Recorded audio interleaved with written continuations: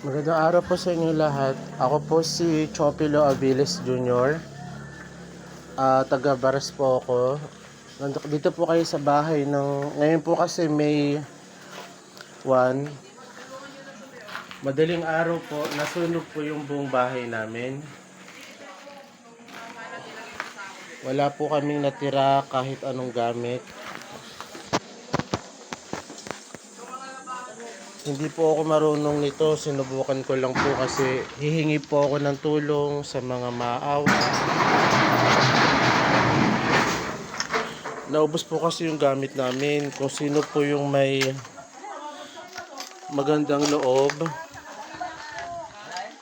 na pwedeng magbigay ng tulong, lubos po namin ipagpapasalamat ang pamilya ko. Naubos po kasi lahat ng gamit namin.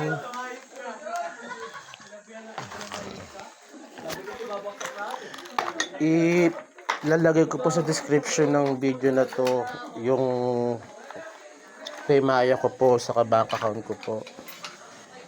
Ipopost ko po to sa TikTok, sa YouTube. Kung di ako marunong sa YouTube, pero susubukan ko pong i-post.